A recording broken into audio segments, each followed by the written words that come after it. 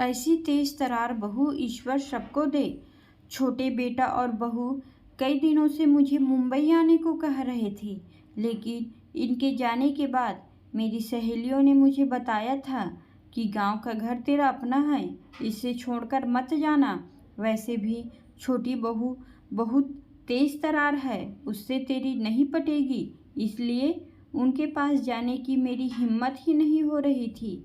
ऐसा नहीं था कि यह गांव में बड़े बेटा बहू मुझे बहुत प्यार से रखते थे। वास्तव में बड़ी बहू तो कभी सीधे मुंह बात भी नहीं करती थी। घर में उसके अलावा मेरा काम करने वाला कोई और न होने के मजबूरन मुंह फुलाकर ही वो मेरा काम करती। फिर भी मैं सोचती कि चाहे मुंह फुलाकर ही सही, मेरा काम तो कर देती है ना, उतना ही काफ़ी है। मन में समाधान तो करना ही होगा। ये घर मेरा है, इसलिए मैं इस अधिकार से इस घर में रह सकती हूँ। यही सोच कर मैं मुंबई जाने से कतरा रही थी। पिछले कुछ दिनों से छोटे बेटा और बहू कुछ ज़्यादा ही फोर्स कर रहे थे, इसलिए मैं उनके साथ मुंबई आ गई। घर में आने के बाद जब मैं बाथरूम गई तो बाथरूम में वेस्टर्न स्टाइल की लैट्रिन सीट देखकर मुझे आश्चर्य हुआ, क्योंकि जब फ्लैट बन रहा था तब मैंने ही जिद करके इंडियन स्टाइल की लैट्रिन सीट लगवाई थी।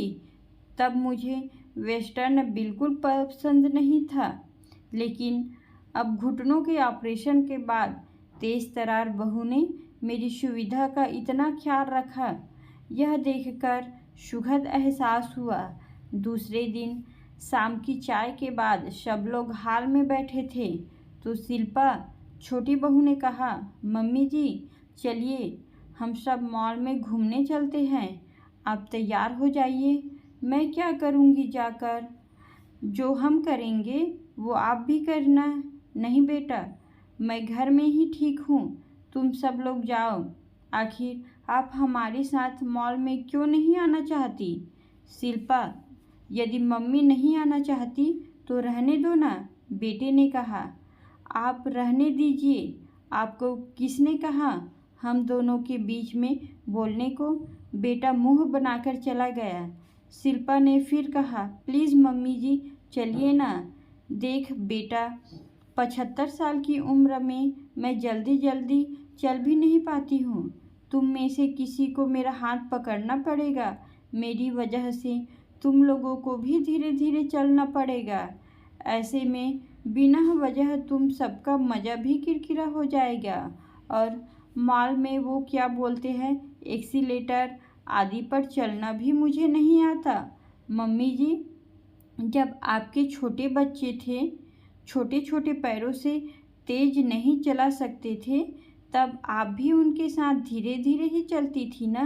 बच्चे तेज नहीं चल सकते थे, इसलिए क्या आप उन्हें घर में छोड़कर अकेले घूमने जाती थी? नहीं ना। अब हम बच्चों की बारी है, आपके साथ हम भी धीरे धीरे चलेंगे। आखिरकार घर में बैठे बैठे आप भी तो बोर हो जाती होंगी। रहा सवाल एक्सीलेटर का, तो मैं हूँ ना, आप सब तैयार हो जाइए, मुझे अभी बहुत काम करने हैं। अब ज़्यादा खुशामद करने मत लगाइए। इतना कहकर शिल्पा जल्दी जल्दी किचन में चली गई। बेटे ने कहा, सॉरी मम्मी, आप बुरा मत मानिए, क्या करूं, शिल्पा स्वभाव में थोड़ी तेज ही है, आजकल तो उसकी जुबान कुछ ज़्यादा ही कड़वी हो गई है। बहू की प्यार भरी डांट से मेरी आंखें भीग गई। मैंने कहा, बेटा मीठा बोलने वाले तो बहुत देखे हैं, लेकिन शिल्पा के तेज स्वभाव में भी एक अपनापन है। मैं सालों से इसी अपनेपन के लिए तरस रही थी। जाकर तू भी तैयार हो जा, नहीं तो तुझे भी डांट खानी पड़ेगी।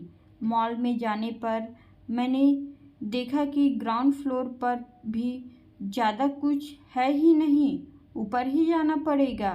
बहू रानी जिद करके मुझे मॉल में ले तो आई, लेकिन अब मैं एक्सीलेटर के ऊपर कैसे जाऊंगी? सब मुझे देखकर हंसेंगे। ये सब सोच सोच कर मैं परेशान हो रही थी। इतने में शिल्पा बोली, मम्मी जी, हम यहाँ 5 मिनट एक्सीलेटर के पास खड़े रहते हैं। आप आते जाते लोगों को ध्यान से देखिए। वे कैसे पहली सीढ़ी पर पैर रखते हैं, कैसे बिंदास होकर एक्सीलेटर पर चलते हैं, जैसे कि घर की सीढ़ियाँ चढ़ रहे हों। सब अच्छे से देखिए ताकि आपकी घबराहट कम हो। मैं आने जाने वालों को अच्छे से देखने लगी। मुझे किसी के भी चेहरे पर थोड़ा सा डर नहीं दिखा। ये सब देखकर मेरा डर भी कुछ कम हुआ। शिल्पा ने कहा, मैं आपका हाथ पकड़ रखूँगी। आप बिल्कुल ना घबराते हुए मेरा हाथ पकड़ कर रखिए। चलिए, क्या अब आप एक्सीलेटर पर चलने को तैयार हैं? हाँ, ठीक है। ऐसा कहकर मैंने शिल्पा का हाथ कसकर पकड़ लिया। उस वक्त मुझे ऐसा लगा जैसे मैं एक बच्ची हूँ और वो मेरी माँ, जो अब बच्चे का हाथ पकड़कर उसे एक्सीलेटर पर चलना सिखा रही है। जैसे ही हमने पहली सीढ़ी पर पैर रखा, मेरा बैलेंस थोड़ा सा बिगड़ा, लेकिन शिल्पा का हाथ पकड़े हुए होने से जल्दी ही मैं संभल गई। मैं कुछ सोचती उसके पहले ही हम लोग ऊपर पहुंच भी गए। जब भी मैं पिक्चरों में एक्सीलेटर देखती, तब हमेशा सोचती थी कि काश, क्या मैं भी कभी ऐसी सीढ़ियों पर चढ़ पाऊंगी। मुझ बुढ़िया को कौन ले जाएगा मॉल आदि में, मेरे साथ धीरे धीरे कौन चलेगा आदि। आज मेरी तेज तरार बहू ने मेरा सपना पूरा कर दिया। मैं मन ही मन ईश्वर से प्रार्थना करने लगी कि काश ऐसी तेज तरार बहू ईश्वर सबको दे।